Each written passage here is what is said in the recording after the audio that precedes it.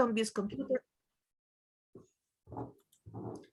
Good morning, everybody, and thank you. Welcome to the webinars series that we have started in February 2022 and supported and sponsored by the Belfast City Council.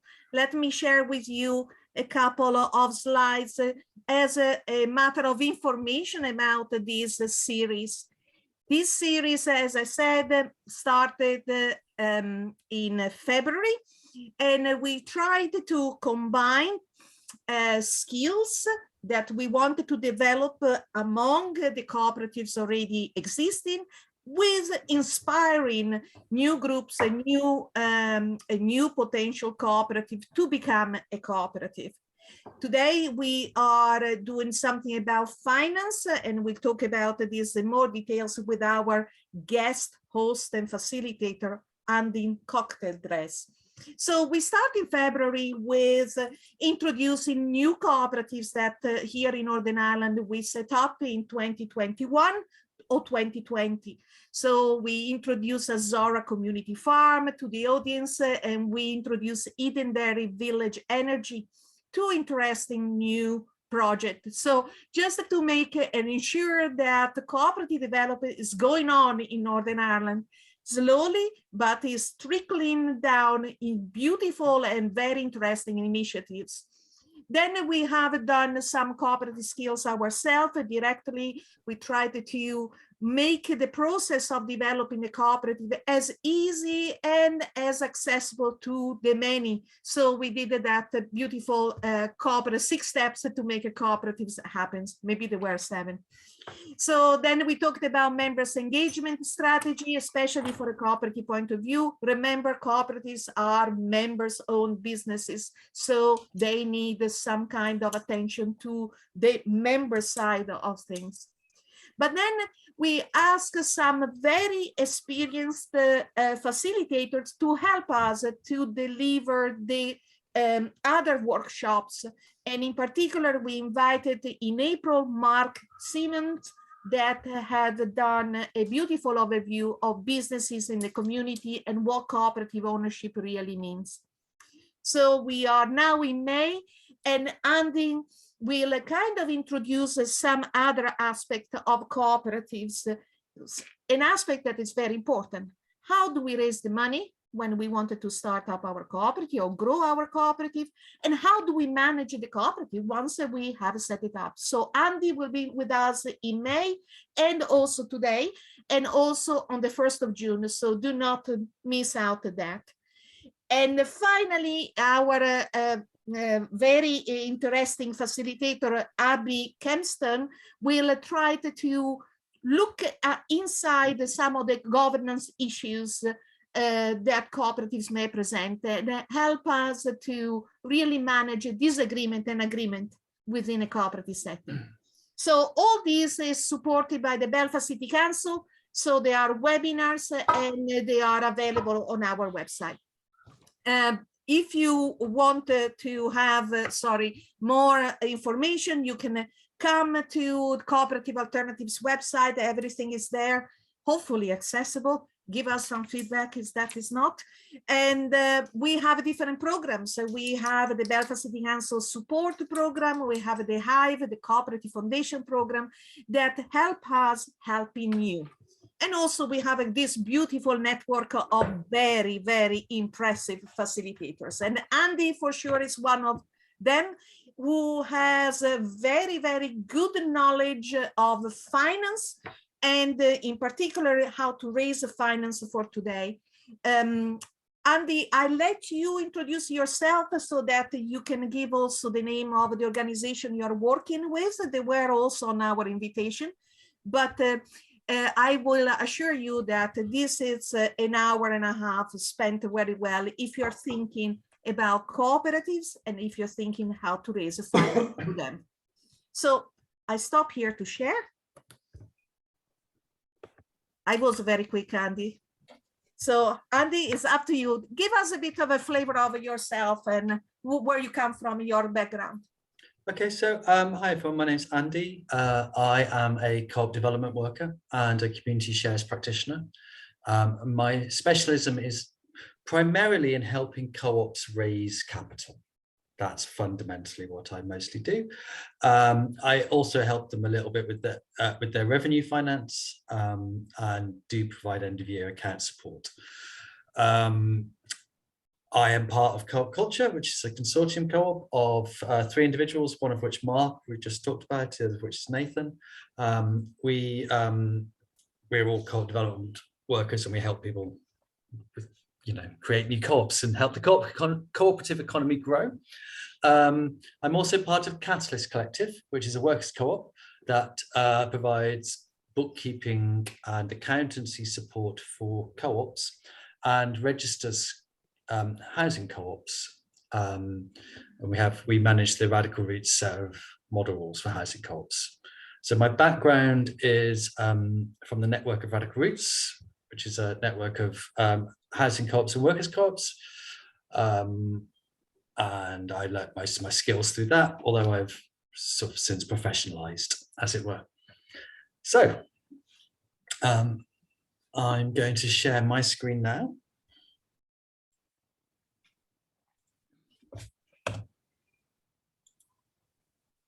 Can you see it? Yep. Great. So this workshop is on capital. What capital you might need as a co-op or community business, what types of capital are available to you. So I thought I'd start off with a quick, what is capital? So if you're an economist, if you've read any economic stuff, the way that they define capital is sort of accumulated resources that have been gathered together over a period of time that are available for a purpose. And when we talk about capital in a business sense, we're actually talking about a subset of that. For us, what we mean is big one-off costs, or the sources of money that have been raised to pay for those one-off costs, that are then used to generate revenue, so the day-to-day trading of the organization over a period of time. So whatever it is that you do as your co-op or community business, to do that, you often need some stuff, and that stuff is capital. So if you're a housing co-op, your day-to-day activity is the renting out of space to your members. To do that, you need a house. That house is capital. And the money that you raised to buy that house was also capital. Yeah, it's quite simple. So now I'm going to try and talk about what co-ops and other community business, what any business actually need capital for.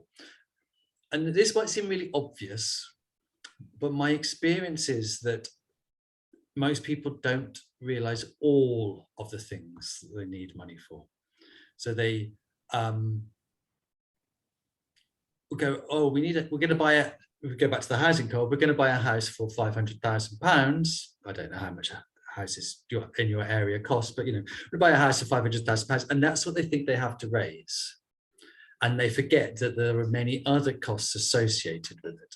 And so it's really good to go through all the potential costs, and then you can work out which of these would apply to you. Yeah, because there's no point trying to work out what money you're going to raise or where you're going to get that money from if you don't know how much money you need to raise. So we're going to start there. Yeah. So co-ops basically can buy stuff. That's what we mean by fixed assets. Yeah, things, actual physical items that you can touch. Yeah. Yeah. So it can buy premises if they want to sort of run a shop or trade out of trade out of somewhere. They can buy the premises. They can buy land. They can buy machinery and equipment, office equipment, the the fridge for our shop to sell chilled products. The vehicles that we use to deliver are whatever it is that we're making, and improvements, renovations, repairs. So often you will probably be buying things that aren't quite perfect for you. If you're buying a premises, or if you're buying a house for a housing co-op, so you'll need to do some modernization, changing the spaces, that kind of thing. The great thing about fixed assets are that if we're trying to raise money and we're going to somebody that requires security, these are all things that investments may be secured against. So if you go to a bank, banks don't tend to lend people money unless they can provide something that they'll lend against. Well, these fixed assets in general are all things that you can secure against. Okay. Added to the fixed assets, there's a number of one-off costs related to either the purchasing or the improvement of those. Joe, you don't have to write everything down, by the way. I'll make sure you have these slides. Yeah, write down things that I say that are in the slides, but I'll make sure you've got the slides, because I'd rather people focused, to be certain. So there's a whole number of legal fees that may be associated with this. You might need a solicitor to do the conveyancing. You might need a solicitor to draw up the loan agreements. All of those, if you're doing a loan stock offer, you might need an architect, quantity surveyor, loads of professional consultants. Yeah. Most forms of capital, there's a cost associated with raising it. So if you go to a bank and you're borrowing money from the bank, there'll be a loan arrangement fee. If you're raising money through a crowdfund platform, such as Crowdfunder or Ethics or one of those, they also have a fee. So however you're raising capital, usually there's a cost associated with that. There's also the cost associated with marketing, the fact that you're trying to, if you're going to the public, you need to market this. You need to think about how much that's going to cost you. There's also, you need to market and promote your business, whatever it is that you're buying the capital for. You know, you need to market that. Think about advice. Consultants like myself cost money. Sometimes there is funding, sometimes there isn't. So you need to think about the cost of that. And then there's various taxes. Now, I say stamp duty, but I actually don't know. I know it's not SDLT, but I don't know what the particular variety of stamp duty is in Northern Ireland. Maybe Tiziana or Joe might. But generally, the cost of buying property is there's a particular tax associated with it.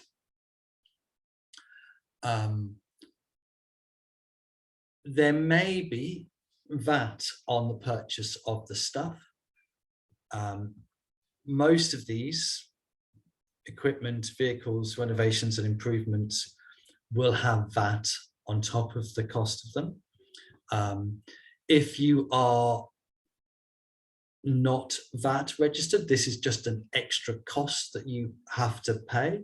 And usually, because most people who are selling business to business quote the X VAT price, you have to think, oh, it's actually going to cost me 20% more. Yeah. If you are VAT registered, then it's still a cash outflow, and you're still going to have to find that money from somewhere, but you will be able to claim it back. So in that instance, it might be working capital. The purchasing of property, may or may not have VAT associated with it, depending on what the previous landlord has decided to do, or the previous owners of the building decided to do to the building. but they may have opted to put the building into the VAT system, in which case there will be VAT. So you need to check that. It's always worth checking what's the VAT situation.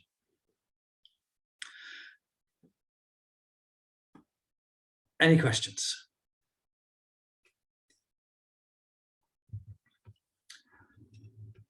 So if you're raising capital to create new products, new lines, new ways of expanding your business, that you'll need some form of capital to develop it. Yeah, if you pre-start, this is often pre-start capital as well. You know, before you launch, not the capital to buy the stuff, but to get yourself into a position so you can go out and buy the stuff. Yeah. So, are you going to have to pay for anyone's time? Are you going to have to pay to do some market research to see if you can actually sell the thing that you're promising to sell? Again, consultancy.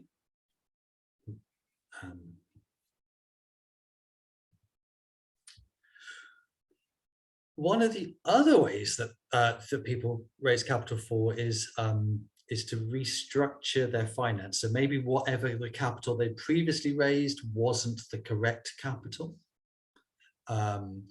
or was more expensive than the capital they could get now, or they had a bond or a loan stock style finance, and they'd reached the maturation date of those loans, and then they didn't have enough money to pay them back, so they needed to refinance. And these are all really good, valid reasons for raising capital, but they should be doing one of three things. If you're raising capital to do with finance restructuring, the new capital should either reduce the cost of capital, so the interest you're paying on it. Yeah? So if you're doing a debt for equity swap, if you're swapping a mortgage at 6% for community shares at 2%, that's reducing the cost of your capital. It should improve your cash flow. So if you've got an existing mortgage and you've got 10 years left on the mortgage, and you say, okay, well, actually, I'm going to take that whatever it is I still owe, and I'm going to get a mortgage for 40 years. You will pay more in the long run, but your ongoing cash spend is less. So it improves your business's cash flow. Or if you're repaying matured loans, then you need to be borrowing less money than the original loan. Yeah, it's totally okay, especially in housing or anything with huge capital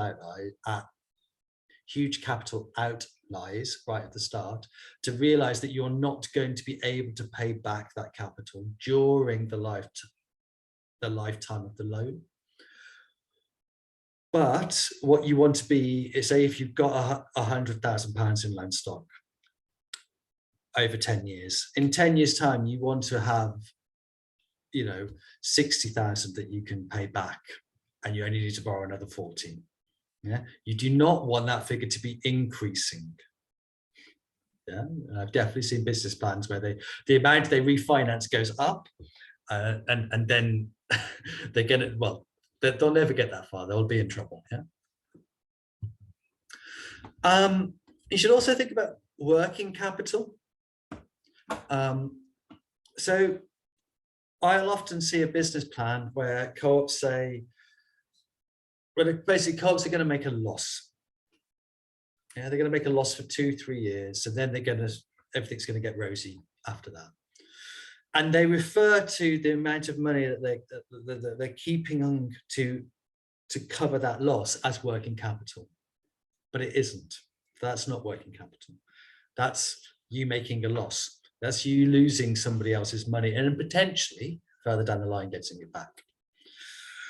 What working capital is a buffer that you have to manage the time difference between when you pay for things and when you get that money back.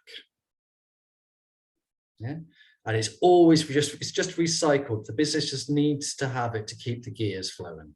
Yeah? the gears turning. If you're not VAT registered,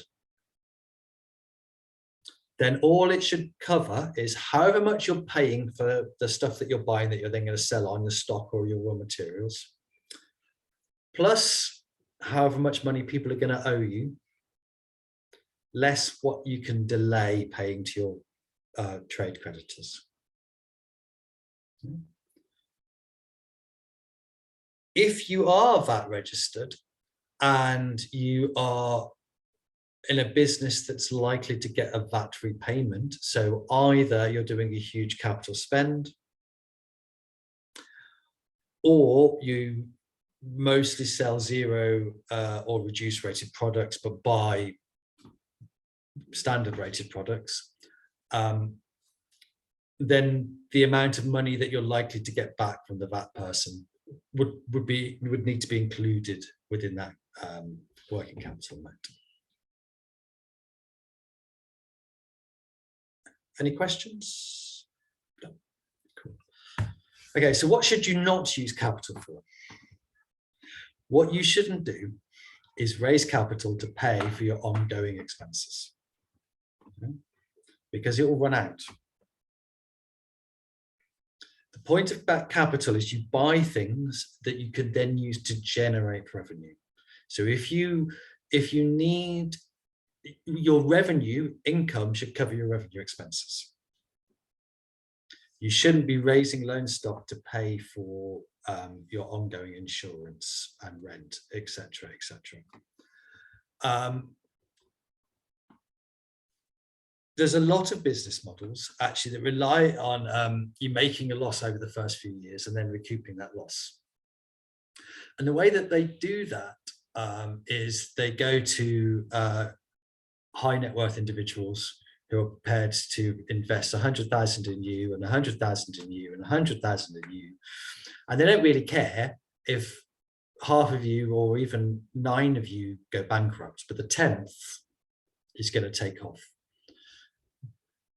The way that they do that is that they expect to get a high return on that investment. So that kind of model isn't very suited for co-ops because we can't offer high return on investment. Yeah. So the business models that rely on making a loss aren't very good for co-ops. They can work. They can work as a sort of community business, as long as there's a community buy-in to the idea. So they don't mind if they're buying into the idea. They think they might lose their money and they don't really mind, because if it works, it'd be really nice for them in this other way.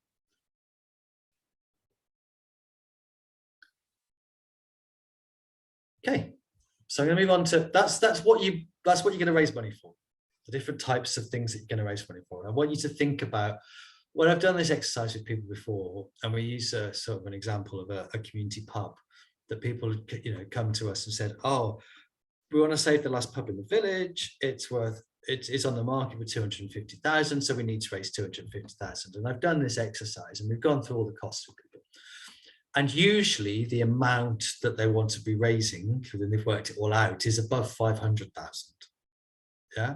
So I think it's really important to go through that process, because doubling the amount you need to raise is, it will change your plans. Yeah. So where can we get this money from? Yeah, we've worked out how much we need. Now we need to go and get it. So there are 3 types of capital. There's non-returnable capital, there's equity, and there's debt. Yeah, and that's all the time. Everything else is one of these. Yeah? Just work out which of those 3 is the best one for you, and then we can start getting into the details.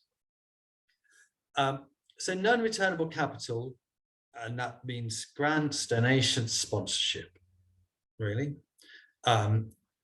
they don't work so well if you are a workers' co-op whose benefit is purely your members. They don't work so well if you're a housing co-op whose benefit is purely the people who are going to live there. because people are like, well, why would I give you money? There's no wider community or charitable benefit. So if there's a wider community or charitable benefit, then you can go for these. If you're a business whose financial return isn't that great, then this is where you're going to have to go. Yeah, really, it's your main one. Which of these do you go for? Well, is it something you can sell to the public? Is this a great idea that people go, oh yeah, I like that. I can see the benefit of that. I'm going to put my hand in my pocket and give you some money. Yeah. Then you go to the public and you're thinking of donations, maybe local business sponsorship, that kind of thing. If that's not the best thing, like if it's actually there is a real beneficiary that's wider than yourself, but it's quite a complicated idea. It's not very easy to sell to the public, or to use a horrible phrase, but it's not they're not sexy beneficiaries, you know, like they're not the sort of thing that people go, yeah, actually, I really want to support them. You're probably best to go to the institutions who give out grants. Yeah. Just to bear in mind that if you're going for one of these, you need to speak to an accountant about how it will affect your tax, because the tax treatment of it isn't straightforward. It's actually, I can't tell you in this workshop how these things are taxed, because it depends on a huge number of things. Yeah. So do go and speak to someone who understands these things if you're getting them.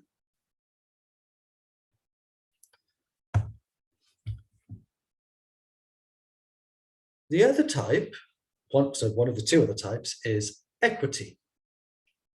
And what equity is at-risk capital.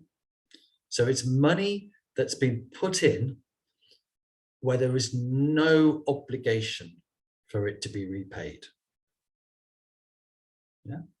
It may not attract interest.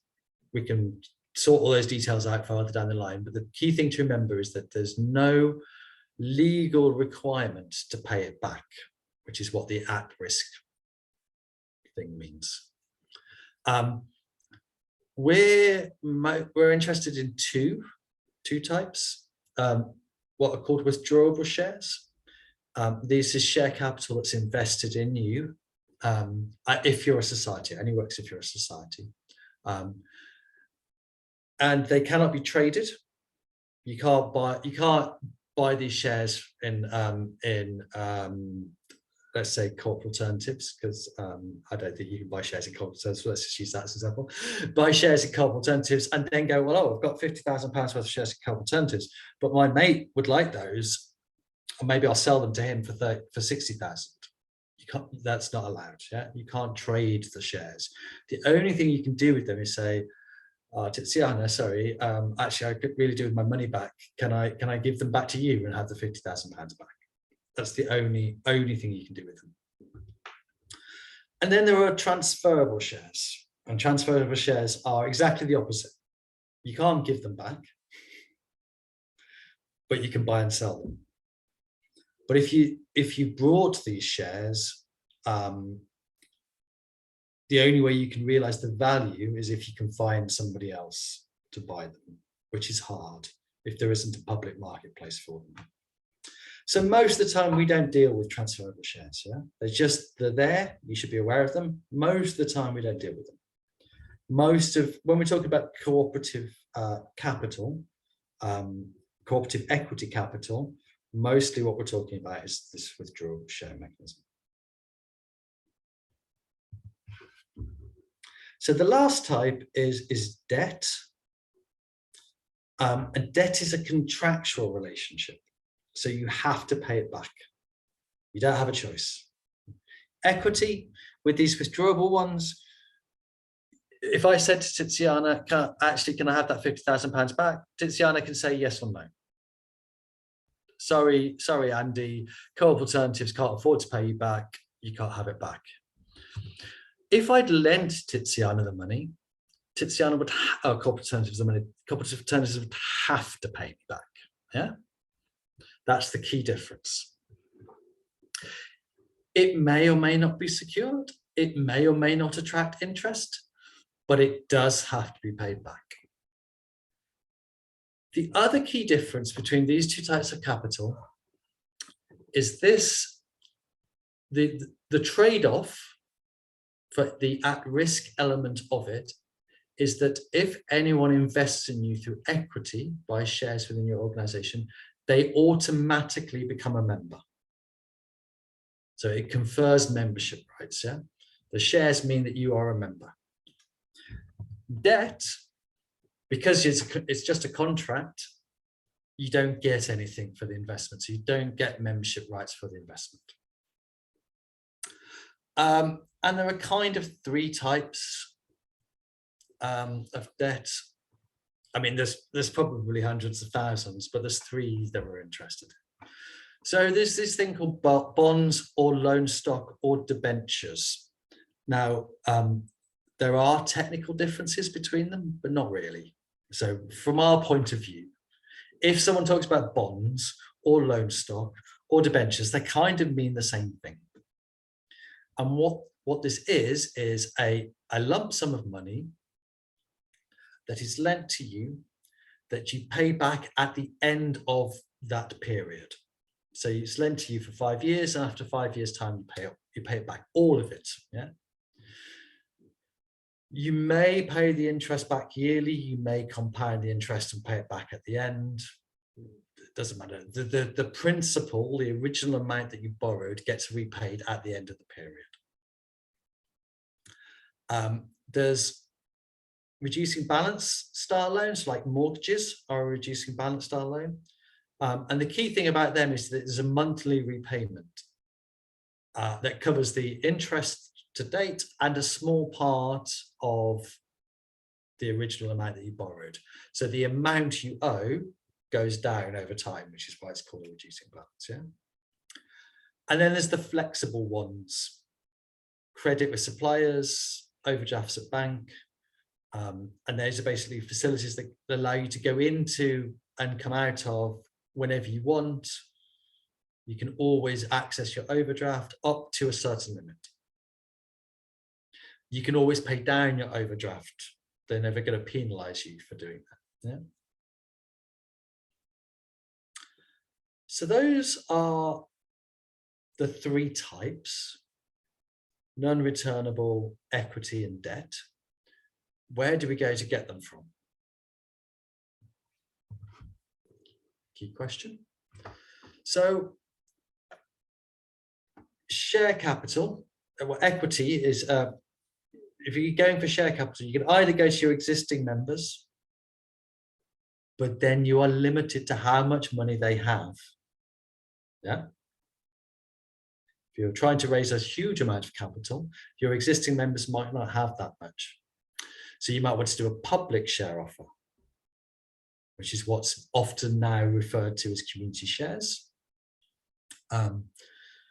The issue with that is that everybody who invests is now a member, which is fine for lots of businesses, but isn't so cool if you're a housing co-op or a workers co-op. Yeah.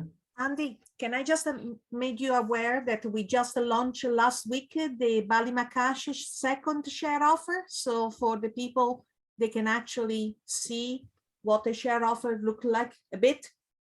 And this is just off the print last week. Ballymacash Sports Academy. Thanks. If you're an existing business that's been going for a little while, you've got the reserves of the business as well. That's actually never underestimate that. Yeah? It doesn't help for the new starts, but the retained earnings, the sort of profit that you've accumulated within the business. Debt, well, loan stock and associates. So there's the wider public, your supporters. Yeah, so if you are a shop, yeah, your customers, they've got an vested interest in you succeeding. Your members and other co-ops are worth approaching, especially if you've got a network. Yeah. For the mortgage loans, especially if you're doing development, you possibly need bridging finance, bridging loans. There's the banks and the ethical lenders, Triodos, EBS.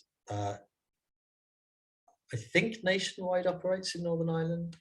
Yeah, Nationwide. And so there's all the sort of main high street stroke well-known ethical lenders, but there's a huge range of other ethical funds, and like Big Issue Invest, and all of those. They'll lend to organizations that are doing a specific thing. There's just too many for me to list, but that's a good, if you take that link from the slide and go and visit it, it's a good good website. Overdraft you get from your bank, credit you get from your suppliers. To work out where to get grants from, try local infrastructure bodies, the local council for voluntary services for the local ones, and then the national or international ones. Ask people like the Confederation of Cooperative Housing if you're in housing, or the Co-ops UK or whatever. They'll know the sort of plunket if you're doing community pubs. Try your infrastructure bodies, and on a local level, try the Council of Voluntary Services. Sponsorship, two choices really. You go for the local, who are not at all aligned. They're trying to do some kind of corporate greenwashing, whatever, corporate social responsibility. They're trying to do some advertising. That doesn't matter, you're getting some capital. Or there's the mission aligned ones who were like, actually, we really like what you do because you're trying to do the same thing that we are. Here's some money to help you get started. Yeah. And then donations, it's the crowdfunding, Kickstarter websites. Yeah. There's a cost to most of them. How are we doing for time, Tiziana? Sorry, I don't have any time devices in my. Quarter to one now. Quarter to one. Okay, that's fine. We will still have time for questions, so that's good. So there's usually a cost associated with it, so you need to be aware of that when you're borrowing or raising. So if you can, usually are offering to pay interest on shares if you can afford to do so. This is perfectly possible to do a share offer where you're offering no interest. You're just less likely to raise as much. Debt, again, usually you have to pay interest. Suppliers will often offer you interest-free credit if you're good at paying your bills on time. You've got a reasonable credit rating. Bridging loans will attract interest, and it's usually compounded because you've got no income, so they'll compound the interest on a monthly basis, which can be quite expensive. Overdrafts can be interest-free. It depends upon the organisation. The Co-op Bank was offering interest-free overdrafts to co-ops. I don't know if they still do. Grants are free and retained earnings are free, except for there's the opportunity cost of whatever you could be doing with that money that isn't this, but generally they're free. Yeah. You cannot all go for all of these types of capital. This is something you need to be aware of. So which of these types of capital you can go for depends upon who you are. And there's three things that we have to consider. First of all, is that just that type of capital allowable to the legal structure that you're in? So for instance, if you're a company limited by guarantee, you cannot have share capital because there's no share capital within your company.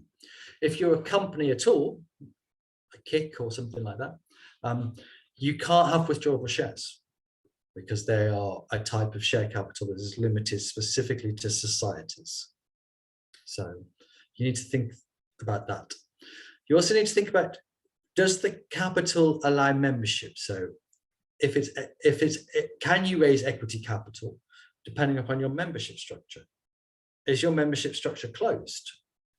Are you a housing co-op? If you're a housing co-op, then because of the requirements of the Corporation Tax Act, which gives you this corporation tax exemption on rental income paid for members, you only are allowed to have members who are tenants. If you have other members, then you wouldn't get that corporation tax exemption. So that capital is not really allowed for you. Yeah. And can you advertise this capital to the public? And then you have to look at the wonderful and lovely piece of legislation called the Financial Services and Markets Act of 2000 and its associated suites. It is a suite of acts. Don't worry, I will sum it up here. It's horrendous, but yeah. But it regulates the advertisement of financial investments to the public.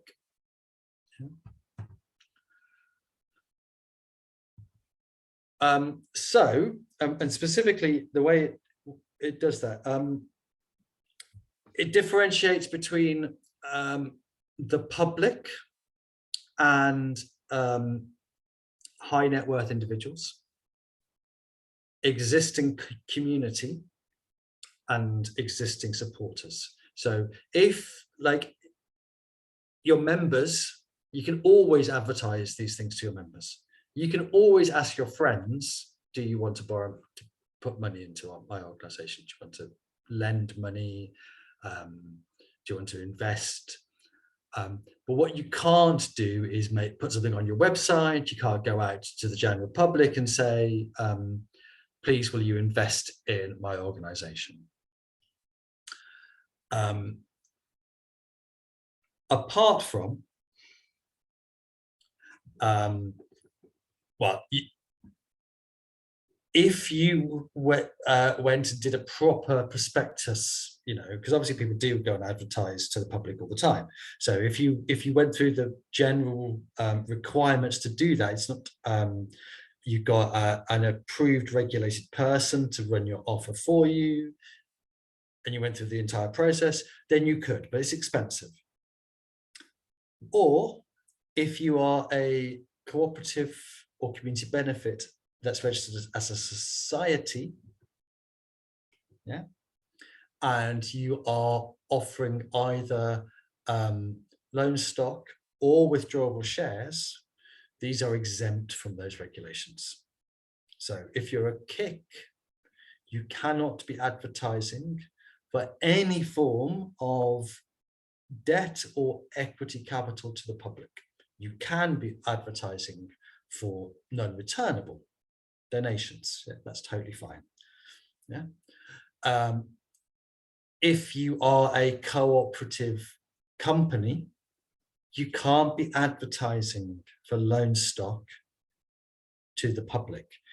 You could, if you're a workers' co-op that runs a Whole Foods shop, you could advertise to your existing customers. Oh, we'd like to grow. Would you like to invest in us? That's fine because they've got an existing trading relationship. Yeah. So I've made a little table, 2 slides, it's not that little, which has listed all of the types of, not all, most of the types of legal structure available in the UK, and the different types of capital. So, and says whether or not you can do it. So most of them are quite obvious. Yes, that's fine. No, that's not okay. It's the sometimes ones that are more interesting. So as co-ops or bencoms, you can get grants, but it's just not as easy to get it as if you're a charity. If you register as a CIO, charitable incorporated organisation, you're going to struggle to get a mortgage because you can't offer security. It's worth knowing. So in terms of the debt,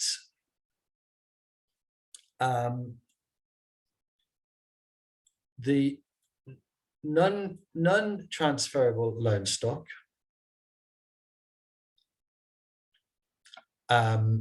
which is basically loan stock that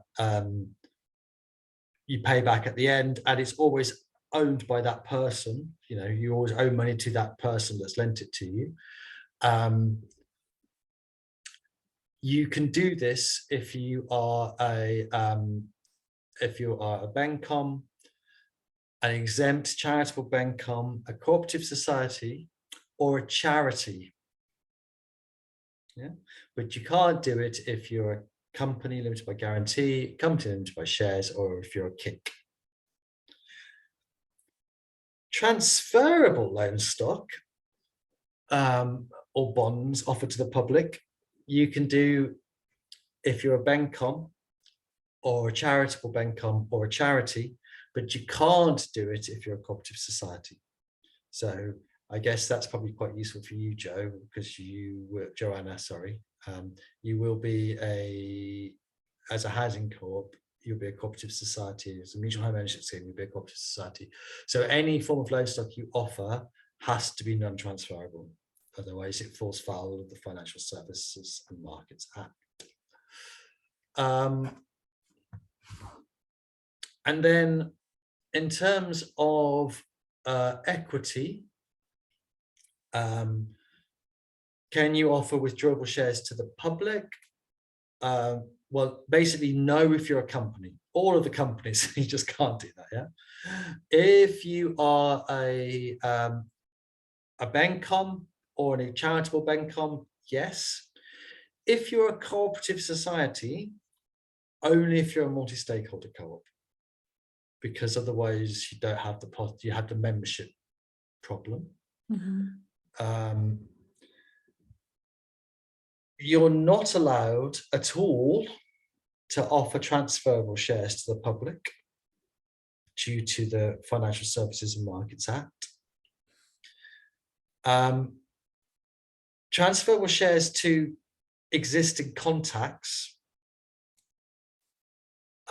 you can do if you're a company limited by shares, if you're a KIC limited by shares, and technically and legally you can do if you are any of the societies, but the Financial Conduct Authority, who are the regulator, don't recommend it. So you might as well not do it. Mm-hmm. Any questions on this sheet, Tiziana? Can I ask you just one kind of clarification? Yeah. You are talking about transferable and non-transferable loan stock. Yeah. In that context, what is a transferable loan stock? Is that when you repay the loan stock with another loan stock? No. You transfer? No? Can you? No. So transferable loan stock is the same as transferable shares. So say we go back to cooperative alternatives, and actually you approached me and I was like, I don't want to play it at risk, so I'll lend you that £50,000. Yeah. And I'll have it all back in 10 years' time. Yeah. That's a loan stock offer. Yeah. Yes. Non-transferable loan stock offer means that the only thing that can happen is in 10 years' time, you give me £50,000, or I ask for it earlier and you go, I'll go on then. Transferable loan stock is I go, actually, I need that £50,000 now. We do the same setup. I need that £50,000 now, and you haven't got it. So I'll sell my loan stock to a friend. Okay. Oh, yeah. Okay. So you could actually, okay. But that's only allowed if you are either a charity or a society for the benefit of the community. It's not allowed as a cooperative society. Yeah. Yeah. Thank you. Thank you for the clarification. I didn't know that you couldn't have transferable loan stock. Yeah. Yeah, it's a long convoluted act. Yeah, no, all the loan stock I saw in a housing cooperative, they were all non-transferable. Because they're co-ops, because they're cooperative societies, and so they have to. Yeah. Okay. There are additional regulations if you're a BenCom or a charity and you're offering transferable loan stock. You're only allowed to do one a year, and the money's got to be used to further the charitable or community benefits of the organization. Yeah. Just for your own information, Andy, here we don't have exempt charitable society. They are all, we have to go through the recognition of our charitable status and then respond to the Charity Commission as well as the FCA. Okay. Just sorry. a little information. I know we are a bit different. And I really don't know. Well, you're not the only one that's different. It's different in Scotland as well. Like the Scottish charitable societies for the benefit of the community are charities that are regulated by the Scottish Charity Commission. Yeah. It's not the Scottish Charity Commission, is it? It's the Office for Scottish Charities Regulation or something like that. Whatever. Okay, I'm going to stop sharing, and now we can just have questions about about anything. I guess it's a very complex kind of field. So thank you for the overview, and maybe what I found very beneficial is that the very clear distinctions of capital, that there are a different type of money for different use and different type of costs that you needed to include in your capital when you are raising money. So that was quite useful, especially for a big project like housing projects or turbines. There is much more than actually the building. Yeah, or the wind turbine or whatever. There's loads more, in fact. Your building's probably going to be, housing probably not a half of the total cost, but with housing probably more like 2/3 of the total cost, maybe 3/4. Okay. Yeah. Okay, so add on a third at least. Yeah, probably. Depending, I mean, it's quite varied because it depends it depends how you fall under the stamp duty, and there's quite a lot to think about, but yeah. Absolutely, and stamp duty, I think, is not devolved. I think that we are very. It is. No, stamp duty is totally devolved, but whether it's devolved to Northern Ireland or not, I don't know. So there's SDLT in England, but it might be SDLT in England and Northern Ireland. I don't know. There's land and buildings transaction tax in Scotland, and there's land transaction tax in Wales. So it's devolved to Scotland and Wales, but whether you've got it different. Yeah, we call it stamp duty. I thought it was very similar to the English one. So stamp duty is the generic term for all of them. Okay. Yeah. Okay. And the stamp duty in England is called stamp duty, SDLT, stamp duty land tax. Okay. So thank you. That's a clarification. I'm always very scared of tax in general. So great to hear that. The other thing is, maybe you wanted to maybe give an overview. If a group wants to do a loan stock offer or a community share offer, why it's important to create these documents, and are there similar documents for loan stock that needs to be created? So, there's no legal requirements to create that document that you just, for either a share offer or a loan stock offer. Yeah? The community shares unit creates the best practice, and the best practice for a community share offer is to have a share offer document. There is no current best practice for loan stock, and people are working on it. I've been doing loan stock for a long time, and I recommend that you have one. Yeah. And the reason I recommend that you have one is that one, no one's going to read your business plan. Yeah, like no one is going to read your business plan, and that's probably includes most of your members, which is sad but true. Mm-hmm. The people who are going to read your business plan are your consultant geek who like myself, yeah, anyone you're applying to funding for, and the bank manager. Yeah, most of the people aren't going to. So you need to distill the key elements of that into a document that is easy to read. Yeah. And that's really what the share offer document does. And that is a good way of exciting people. You can talk about all the wonderful things that you're doing. You can say, look, this is us. We do this. Aren't we great? Way. And then aside from all of that lovely stuff, which is actually really, really, really important, you know, we shouldn't make light of it. It's really important with engaging people into why they would want to either invest or lend. Yeah, so invest is equity and lend is debt. Yeah, invest or lend to your organization. But also,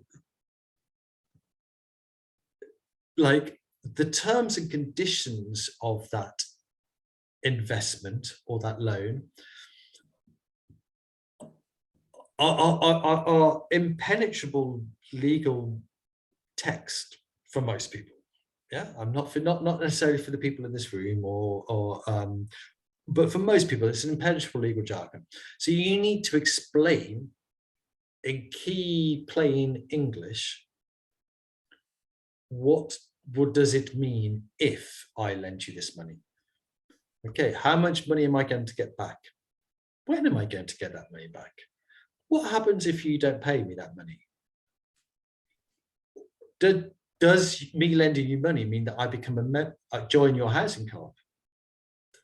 All those kind of things, you know, that people like, what happens when I die? Yeah. Can I lend money to you if I'm 16?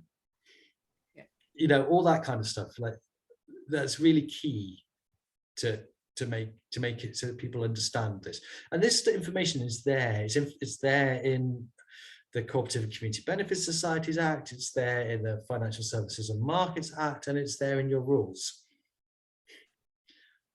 But no one's going to read all of those things, you know. I also don't think most of your members will read all of your rules. I lived in a house. We know. Joanna and I, we always know. But Joanna likes rules, yeah, which is totally fine. I mean, I've written whole sets of rules, so I get the geeky element of it. But I lived in a housing co-op for years, and no one, like, one day I decided to reread the rules, and I was like, "Oh, did you know we were supposed to do this?" Oh no, no, I didn't. Oops. Okay. So yeah. You've got to sum up that document, basically. Do you have technical questions about loanstock? Because I know that you're actually interested in specifically loanstock rather than everything else I just rabbited on about. Are there limits of how much money you can raise through a loanstock offer? No, there aren't. No. So, and there are no limits on how much money you can raise through a share offer either. There are limits on how much an individual can invest in a share offer. But there are no limits to how much an individual can lend you through a loanstock offer either. The one place where there may be a limit is in your rules. So you probably have a rule somewhere relatively early on, actually, in your set of rules. I don't know what you're registered as or which rules you've used, but there's something relatively early on that says the society may borrow up to the value of 10 million or something, you know, whatever. That's not a legal thing. That's whatever's in your rules. So, okay. Yeah. And what would be the best way to consider a loan stock within a cocktail of kind of funding? What kind of consideration a group should take in deciding that this capital comes from a loan stock, this capital can come from a loan from a bank? What are in general, you know, Andy, in general? So there's a few things to consider. One, what security you have. Yeah. So your debt to asset ratio is what it's referred to as, and it's how much stuff are you going to have versus how much money you're going to have lent to you. and most banks and building societies will either lend 70 to 80% of the loan to value ratio, the debt to asset ratio. Yeah. So you can't, you're just limited to not borrowing more than that from that organization. They just won't lend it you. Yeah. You will have organizations that will lend the in-between bit, but they're expensive. The interest of that is high. Yeah. On the so it might just be that you can only borrow 70% from a bank. You've got to borrow the other 30% plus all the other on costs as loan stock. And that you look at that and you go, well, that's about as much as I'm going to be able to raise. There we go. It's quite simple. I'm not going to try and raise more loan stock than that. But if you think you can raise more loan stock than that, then the considerations that you've got are what effect does the two different types of loan have on your ongoing finances?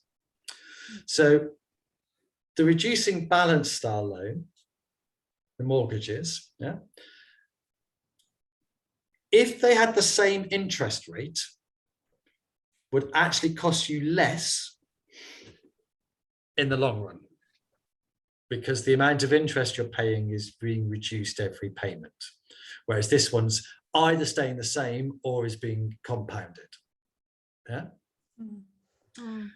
But so you have to model them and see which one, because that's true if they're both at the same interest rate, but the interest rates may change.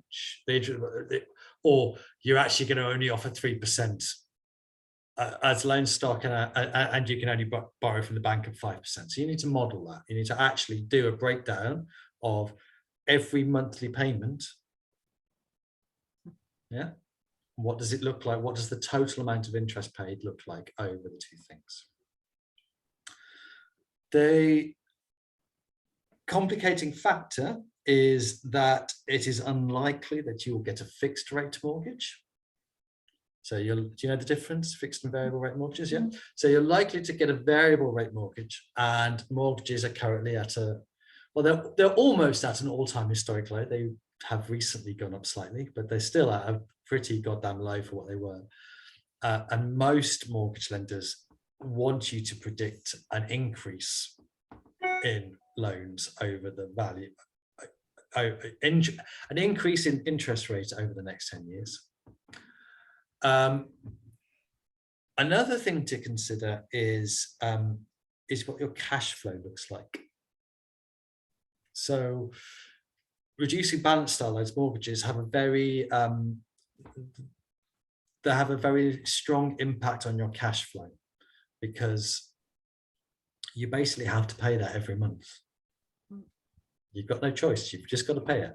And if you've got very tight cash flows and you're struggling to manage your cash flow on a monthly basis, then that's not the best kind of finance for you. You want some kind of long-term patient capital, which is what loan stock is. Mm-hmm. The problem with long-term patient capital like loan stock is that you'll have these big periods, these big maturation dates where you've got to then refinance. Yeah. And it's how long are people prepared to invest? If they're going to invest for 15, 20 years, great. But most people are going to invest in 5 to 10 years, which means you're going to have these big crunch points coming up quite regularly. Yeah? So I'm afraid all I can say is bear all of these things in mind and model. model. Yeah? And actually, although it's a relatively complex model, the great thing about it is it's much more accurate than financial forecast based on marketing objectives, because these are relatively easy to predict, and they behave in a a mathematical fashion, whereas how much of something you're going to sell, like, that's quite hard to predict. Yeah. So Andy, you will not consider then inflation in your projection in this case? I would always consider inflation in my projections, but inflation doesn't affect the value of loan stock or mortgage, apart from they may increase the interest rates because of inflation, or actually, if you've got loan stock and inflation's going on, then that's good. That's really good for you. Okay. Yeah. It's not so good for the person who's invested it. Yeah. You mentioned that the loan stock, you return the loan stock right at the end. So I have a 5-year, I done only one loan stock for 10 grand for equipment for a co-op, a workers' co-op. And that was a 5 years time kind of, but the co-op in itself preferred to actually give back a bit every year, in the sense at least the interest, to avoid the compound of the interest, but also a bit of capital. Is that something that you would recommend, or you would recommend to put aside the money so that in 5 years time you don't find yourself with your... So I mean, there's a difference between what is good for you and what is allowed under the Financial Services and Markets Act. So you're allowed to advertise loan stock. There is nowhere that defines what loan stock is, but the thing that you've just described doesn't sound like the way loan stock operates, which is you pay it back at the end. You might pay back the interest, that's fine, but the capital is paid back at the maturation date. Okay. So that's like, if you are if you're doing a £10,000 offer and you're going to your customers or your friends and your family, that's not advertising to the public. So you can make whatever loan, like if you and I wanted to make a loan agreement, we could make it say pretty much whatever we wanted, subject to whether or not the courts might find it an unreasonable contract. So, I couldn't necessarily charge you 500% every second, because the courts will probably throw that out. But so you could amongst your friends and family and your existing supporters and your members, you can create whatever loan agreement you want. Okay. And in that context, if you can afford to, paying back the capital reduces the amount of interest that you pay and is always a good thing. Yeah. Okay. But can you go to the public and do that? I can't tell you because there's no case law, but I would err against it. Yeah. I'm naturally conservative in the interpretation of the law, of course. No, yeah. It's important. Joanna, does it bring any kind of a bit of knowledge or interest in doing this? Well, it has been very, very interesting, and you've been very clear, and I've picked up a couple of things I'm going to follow up on. But just overall, I kind of feel it's so difficult, that it's just a bit discouraging for us here in Northern Ireland because of the, for so many reasons, actually. But if you were if you were starting from scratch as a housing cooperative in Northern Ireland, and we're looking for like a brownfield site to build 20 units, something like that, what kind of structure would you have advised us to go down? If you want, if you want to be very affordable, a mixed tenure, etc.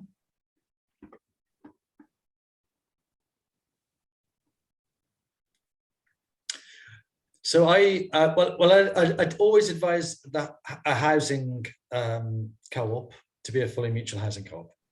Yeah, always advise that because of the corporation tax exemption on rental income for members, especially if you're borrowing. Yeah, which they generally you're going to be borrowing at some point. So yeah, the reason for that is that the capital that you borrow. Yeah. Well, any repayable capital, actually, you have to make a surplus or a profit equivalent to the amount that you borrow. over the lifetime of the loan. If you don't do that, then you can't actually, you can't pay back the loan. The paying back of the loan isn't an expense. Yeah, the interest is, but the paying back of the loan isn't an expense. So you have to make a surplus equivalent to the 1.5 million, which is often the figure that we're talking about, over the 30, 40 years. Yeah. Now, the problem is you're going to get taxed on that income, on that surplus. So unless you've got this exemption, you're kind of screwed. Right. Yeah, because you're going to have to be, be paying another 23.46%. I think the corporation tax is still 19% in the UK, isn't it? I think so. I don't know. Yeah, I think it is. Yeah, so then so it was easier when it was 20. When it was 20%, I could say it's you have to make 25% of the original thing to pay for the tax. Yeah. Yeah. I think if it's 19%, it's 23.46%. So it can be quite a lot of money, extra money that you're charging on rent. Would that exemption be for the type of rules that Joanna has used? So the exemption is that you have to be a housing association, which just means somebody providing housing. Yeah, so it's fine. You are. Yeah, you have to be a society registered under the Co-operative and Community Benefit Societies Act. Yeah. And your membership is limited in such a way that all of your tenants are members, and you only have tenants as members. Yeah. Tenants or prospective tenants, in fact. Yeah, sure. Yeah. So Joanna has exactly those rules, except the housing association that we don't use that language, but no, it's in the act. So it is, but it defines housing association, and it says you have to be a housing association as defined by this other act, which just means you will be if you're providing housing. Yeah. Providing. So then the question is, what type of housing co-op, which is all about tenure. Mm-hmm. So your legal structure as a housing co-op is totally fine. Whether that you've got the right rules, that's, obviously I am the sponsoring, I'm part of the sponsoring body for a set of rules, so I've obviously got a potential conflict of interest there. But in terms of the tenure that you have, there's problems with all of them, and you just need to be aware and work out what the problems are. So the problems with home ownership co-ops, the ones where people just buy in, is one, they're unaffordable for most people. Mm-hmm. Two, if you can buy and sell these houses on the open market like everybody else can, they'll double in value within 3 years, because you'll have created this wonderful, lovely space that everyone wants to live, because that's just how it works. Yeah. So then they're even more unaffordable. Well, that's what happens, I think, in a lot of places where it's awful. It's where retired couples, downsize, and you get this lovely retirement village. Yes, really not our plan. No, and then people go, "Why don't you want to move here?" Because I can't afford to live there. I literally cannot afford to buy it. Exactly. So then there's the rented model. The rented model is possibly the most affordable, straightforward model. You just pay rent and you live there. The problem is the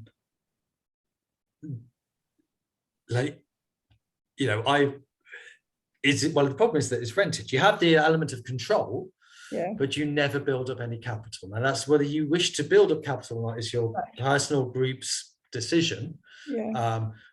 But I lived in housing co-ops for 15 years, and it was great. And then I had to leave because my life circumstances changed in such a way that I couldn't actually live in the co-op I was living in. And then I had nothing. And that I'm not, I love the whole rented model of housing co-ops, Yeah. but that is a problem for some people. Yeah. The solution to that problem being this mutual home ownership scheme. Yeah. The problem with mutual home ownership schemes is it's less affordable for the co-op. Yeah. Mm-hmm. So you keep the affordability criteria for joining. Usually there's a requirement to have some capital, but you might not need to do that. And you keep the rents at a relatively affordable level, and people get to leave with money and all of that sort of stuff. The problem is the co-op never, because it always has to be able to repay people, it for itself doesn't manage to build up any reserves. Yeah. And that makes the maths harder to stack up. Okay. Yeah. Yeah. So I'm just going to warn you, having done the. Yeah, no, I mean, having looked at Lilac's model in detail, it's very clear, although they don't have rental, they actually, it's not mixed tenure Lilac, but yeah, no, aware of those problems, but at the same time, we've sort of committed to trying to create a model that would provide permanent affordability, because it's such a big issue, But the renting model provides permanent affordability. It just doesn't. Just a way to get out. I mean, that's how most housing co-ops operate. The vast majority of housing co-ops operate through a renting model. Yeah. Including some very big ones, and who are now very Yeah. So the way with the Mutual Home Ownership Society, the limited resources, that would be a risk to a certain extent that you'd have to bear in mind. Yeah. And you're going to have less lenders willing to lend to you. Yeah. On that basis. Yeah. I mean, we do have to try and push on the policy level here for alternative community-led housing models and, experiments, because, I don't know how much you know about the housing situation here in the north of Ireland, but it's been very sectarianized. There's so much political baggage around it. I think I'm right, Tiziana, in saying that. So there's an added layer of difficulty, but at the same time, it could be one of those breakthrough kind of projects. Everyone needs housing. Yeah. So. But also, it could be like, we are pushing it as a pilot project, because like you say, who's going to give grants to a group of people who just want to build a nice house for themselves? In which case, if you might want to think about the Your Space model. We are very very familiar with Your Space, and know people in Your Space a bit, Okay. Yeah. So the thing then is you want another organisation that isn't the Mutual Home Ownership Scheme or the housing co-op, which is a community benefit society and can raise equity capital. Yeah. And do a series of developments, but it's quite complicated in terms of tax, and you've got three taxes you're trying to minimise: corporation tax, SDLT stroke equivalent, and VAT. And when does land ownership transfer happen and all of this kind of stuff? All that kind of stuff. It might be that we do have to team up with a housing association, a Northern Ireland Housing Association, because we have met with them and some of them are interested. Okay. But that's not unproblematic either. No. No, they can be quite difficult to work with. Yeah. That's not a Northern Ireland specific thing. It's just no, of course not. Yeah. So we're reaching the end of an hour and a half, and just to bring it to a conclusion.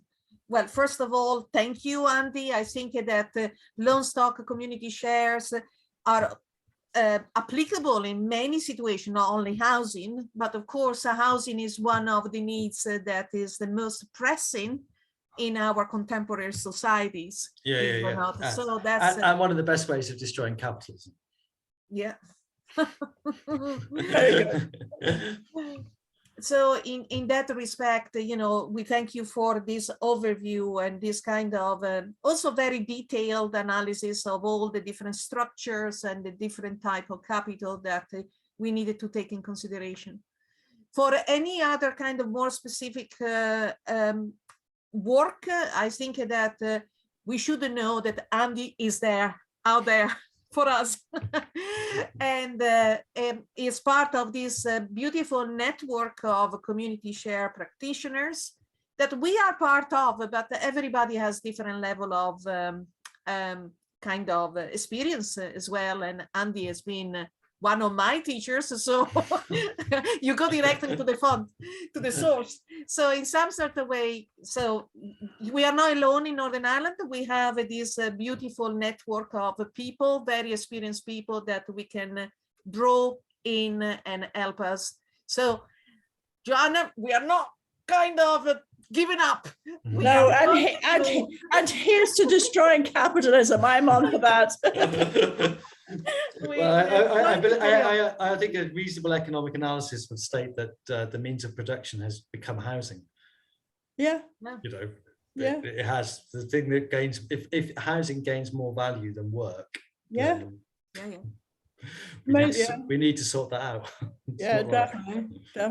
Thank you so much, Andy. It's been very helpful and very valuable. I've really enjoyed listening to you.